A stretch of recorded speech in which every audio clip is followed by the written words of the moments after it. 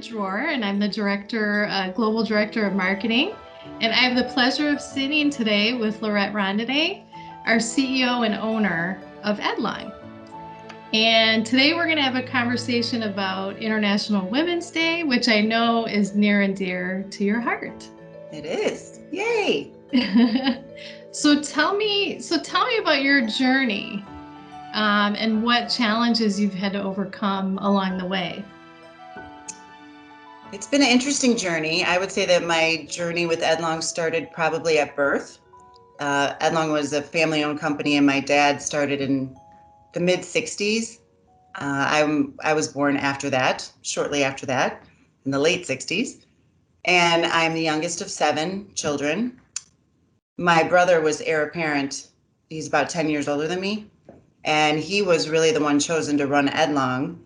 And when I was probably about 8th grade or so, he decided that that wasn't his calling and that wasn't his path. And he wanted to become a teacher. And he still is a teacher, lives in California. He never wanted to live into Chicago, which no wonder as we sit in all this snow.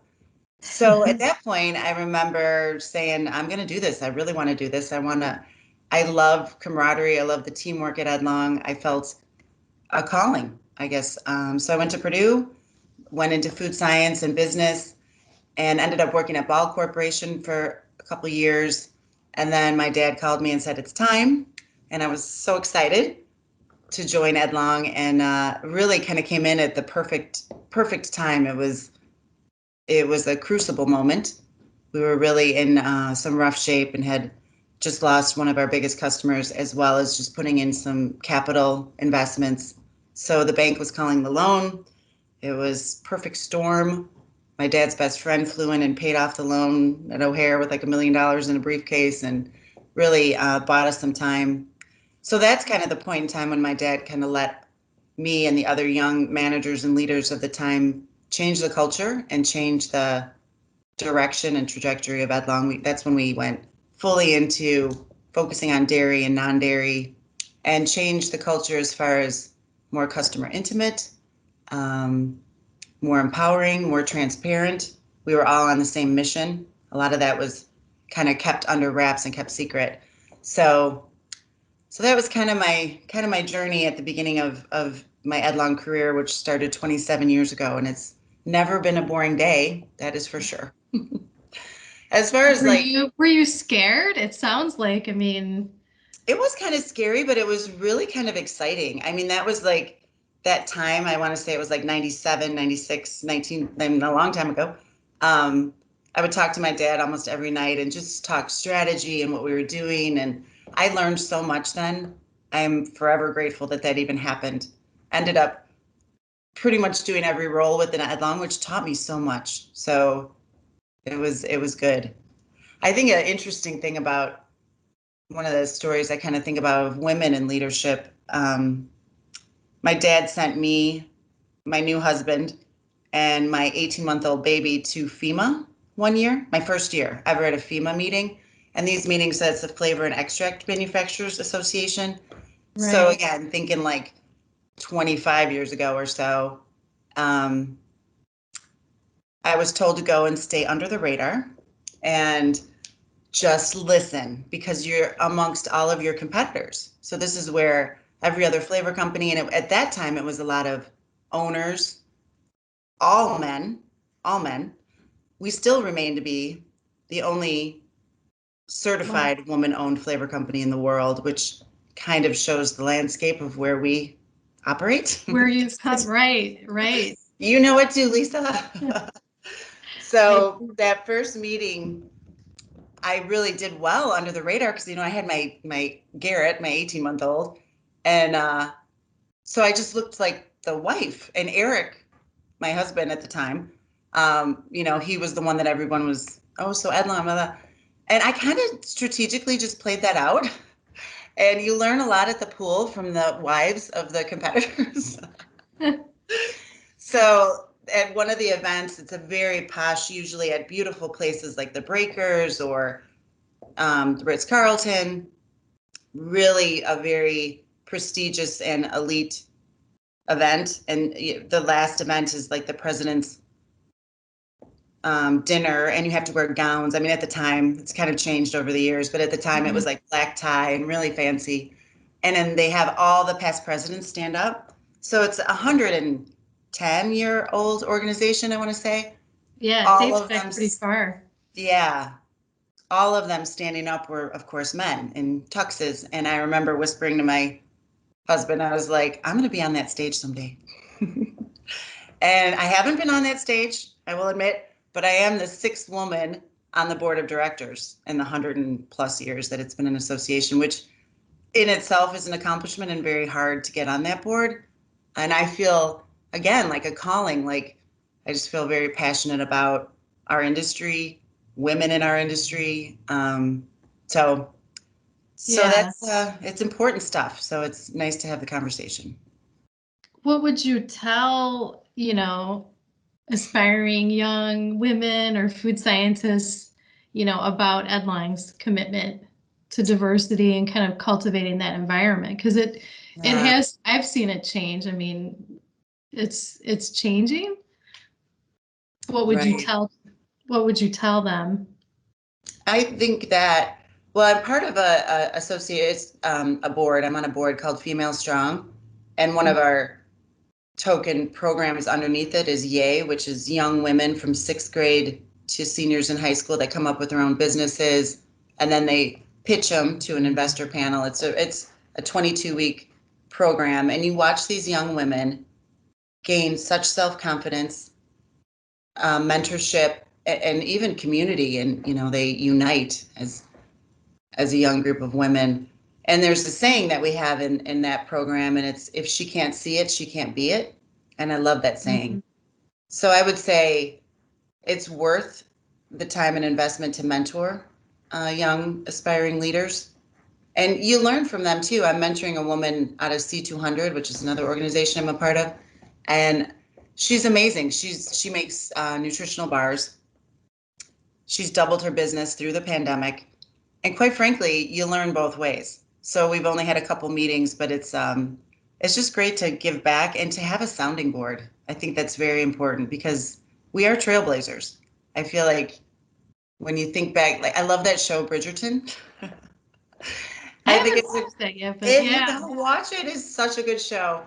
And it's kind of lighthearted. It's an easy pandemic show to watch and nice. But really, they talk about the era that that these women were really just objects. All they could do was find a husband. I mean, that's really a big theme of it, and how trapped they were. They didn't have options. They didn't have options to go be an author, to go be a what have you. Their best lot in life was to find a nice man that hopefully wasn't abusive and and would take care of them. It's just, and that wasn't that long ago. I still think that our generation, our mother's generations were barely cracking the surface, quite frankly, and we're still figuring it out. So Yeah. Yeah. Well, and I know stepping into Edlong, we've had um, great success. There's a lot of women in leadership, and it's encouraging, for me. I look at you as a mentor as well, and I think it's awesome. And we like to hire obviously young students and give everybody kind of equal opportunity. mhm. Um, what other advice would you give young I women? think I like that topic of diversity and inclusion, and it's so hot right now. And what I love about Edlong is that it feels organic to me. And I've said that it's like part of our DNA. It's not that we try to be this diverse company. It just happens incredibly oddly and magically naturally. We don't just go recruiting for women or people of color or whatever. It just, Yeah. I think that Well, we our don't even have culture, our own department for that. It's like no, yeah, it's the just culture. natural. And I think that comes from our heritage. Again, growing up at Edlong when I wasn't even working there and just climbing around on spray dryers and hanging out with my dad a lot as a little kid. One of the people that was hugely inspirational and very molded me a lot was Henry Collins. So Henry Collins was a 6'5" billowing African American man with a presence that was just amazing and very respectable, strong, ethically. So the story with Henry was back when we were on Huron Street in the mid 60s.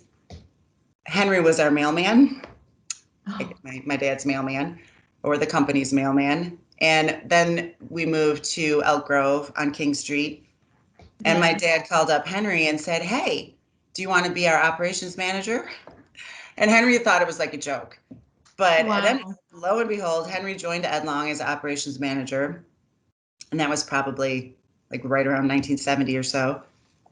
And my dad would tell stories of he would hire other people in ops, um, and they'd be like, "I can't work for that African American man." And my dad would say, "Don't let the door hit you on the way out." And Wow. it was the best move that they were like soul brothers. So Henry was a huge influence in my life, pretty much like second father influence. And and then he ended up becoming the executive vice president. He was second in command.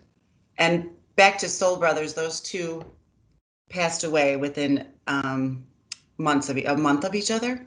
And I think there's just a huge, and I'm still connected hugely to his daughter. We're great friends, but I think when you grow up in an environment like that, it Yeah. just we all, I mean, It the breeds entire that same, yeah, you have that, you've lived it, you grew up with it. You don't know any different. That's what you do.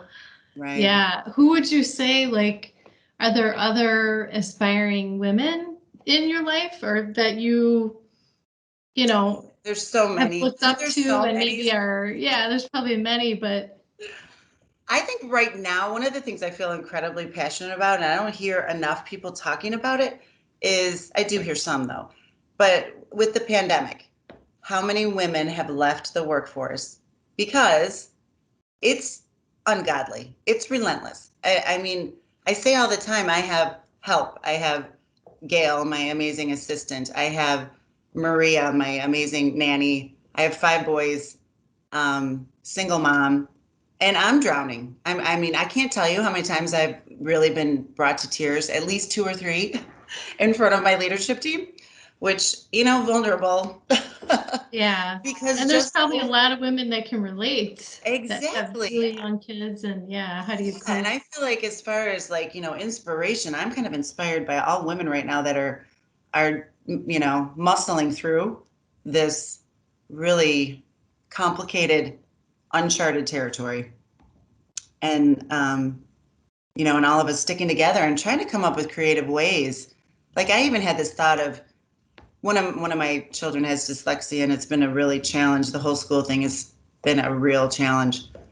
And trying to get like a teacher on the off days, the asynchronous learning days are really the hardest because I'm working the whole day and I can't sit Yeah. next to them. And I know I'm not the only woman in that mode, but what if we had like little pods in our houses that you could have like 4 or 5 kids come and you have like truly a live teacher, I think we got to just be creative and hopefully this won't last forever. But anyway, that is a Yeah. huge inspiration to me. I think women still carry the weight of all of that, of getting meals done, getting the school figured out, and I'm sure there are some miraculous men out there. But But it's it's just been, yeah, obvious that if we're all, if there's so many people leaving the workforce, there's so many women leaving, it's pretty obvious that we still carry the weight of that house running management stuff. So as yeah, far as other inspiring women, there are so many. Um, I have to say my mom. I think my mom, again, so the youngest of 7, obviously grew up in a Catholic family. And at that era, she was born in 1934. yeah, Her father died when she was 11 months old.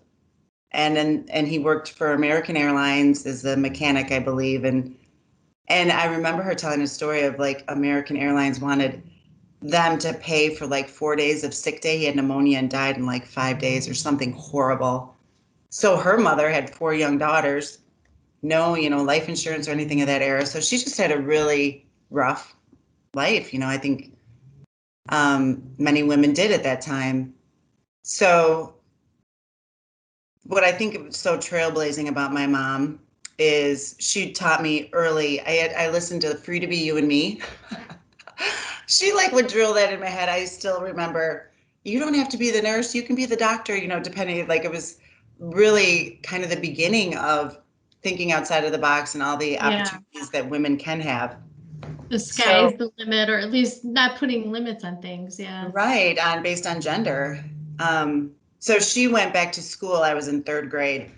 And I remember none of my friends' parents' moms, none of my friends' moms were working or going back to school. They were all stay-at-home moms, and I was kind of mad at her. I have to admit. I was the only one. I was in third grade ironing my Catholic school uniform because she didn't have time. She was a brilliant mind and went to University of Chicago and straight A's. Just now she's a Jungian analyst, which is another 8-year, like very huge learner, but a trailblazer, and always, really just taught me.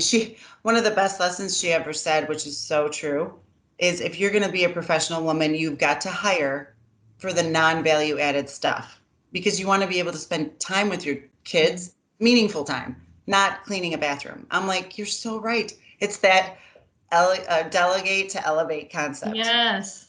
Delegate. That's a great. I live it, and sometimes I have to think about it. Like, what am I doing that I don't like? Doesn't add any value to this family that I can shed. That's a great principle. So there's so many other inspiring people. I think of Sarah Victory. She's my coach on who or you're going to get to know even better in the near future. But she's one of those women that she's a coach that really pushes you out of your comfort zone, as you will find out.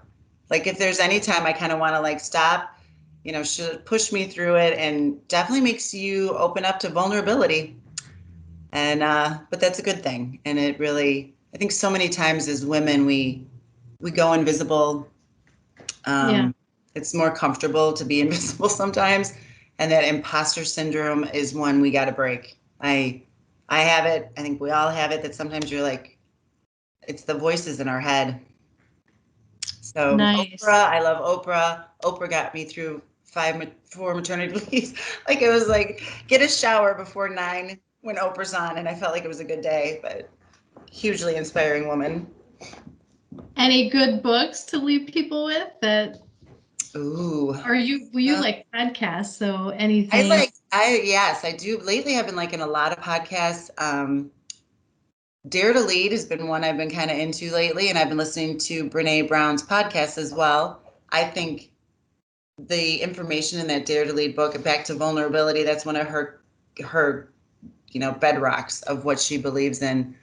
And I think it's very true. It's real, authentic leadership. Lots of good lessons in that one. Listening to or just met a woman named Jessica Swig, who wrote Be, and she runs Simply Be agency, which we are engaging with, and I'm very excited and again nervous. You do a whole day intensive on figuring out your personal brand, and I think it's going to be, she's like, you're going to cry, so bring tissues. But that kind of stuff is amazingly emotional. But she just launched her book February 16th, and a couple of us have been like, she's doing this launch tour tonight. She has a really intriguing Buddhist guy talking. So she's been really good. So I haven't cracked that book open yet, but that's going to be my next one. Nice. Well, thank you for taking the time out. I think it's awesome, and it's great to celebrate being a woman and being in the workplace. So anything else you want? I think we should say a call out, Lisa, because we have about 8 open positions at Edlong. Yeah. And it's a great place to work, and we are looking for top-notch talent, aren't we? And yeah. So if any of this intrigued anybody that's listening, call Lisa.